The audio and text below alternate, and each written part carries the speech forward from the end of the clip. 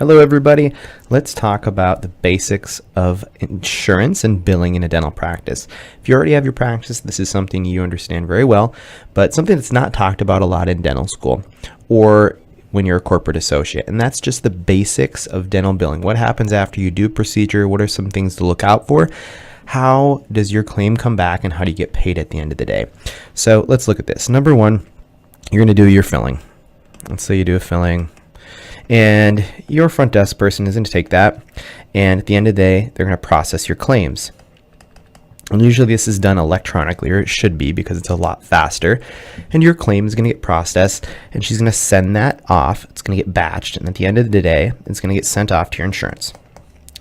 Your insurance company is going to take that claim with all of the patient ID, usually social security, the address, the name, the claim, maybe an x-ray you add, or a narrative, which is important if you're doing a more complicated case. The insurance often will want to see a reason or an explanation why a certain procedure or treatment is going to be carried out or recommended.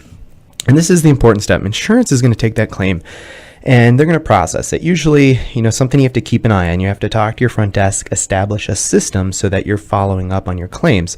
30, maybe less, but 30 to 40 days, your insurance should send a check to you, and your checks generally are going to be mailed. So whatever they pay on that filling, say $100, is going to be mailed to your office, and that's going to come in through the mail.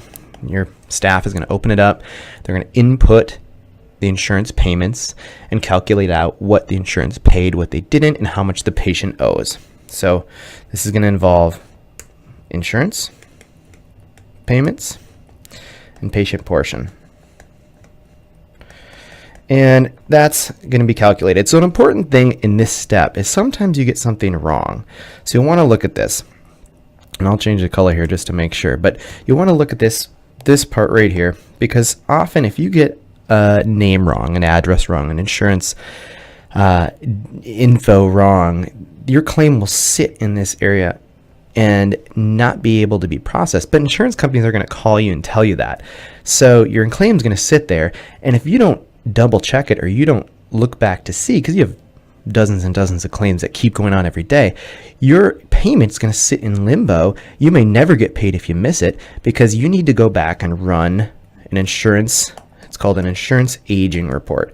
And I do this, and I make my staff do it, once or twice a month, to see which claims need to be resubmitted, what needs to be updated. Maybe something was input wrong, or the insurance company has something down wrong, so that the claim can be re-entered and resubmitted and resent back then, so you can calculate your insurance portion. So you're going to get paid, the check's going to go in, and you're going to get a sheet that's called an EOB. And these sheets you're going to store, and it's for every single procedure of every patient. And EOB details how much insurance paid, what fee you're contracted for. If it's a PPO, it will all be described and listed in this sheet, and it will also say what the patient needs to be paid. And that is what your front desk, your staff, your admin is going to put in to make sure it's calculated correctly, so that when you send a statement out, or if you're estimating insurance, that was entered correctly. Because sometimes, back at the beginning, sometimes people actually estimate insurance, which is a good idea. If you can have a staff member dedicated to inputting insurance before the patient even comes, having them collect their portion that day, back when you get down to the EOB, you don't have to send any statements. But this needs to be done correctly, and it still needs to be double checked. So this EOB then is going to get filed.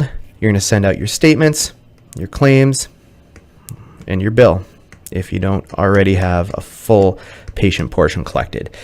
And that bill is going to get collected. You're going to send those out bi-monthly or monthly if you're not collecting, again, the full portion. And then your patient's going to submit payment.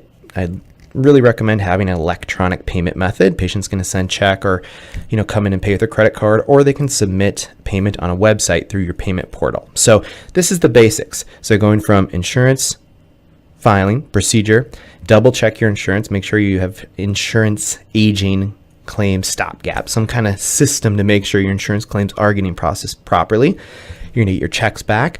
Front desk is going to enter those into your system.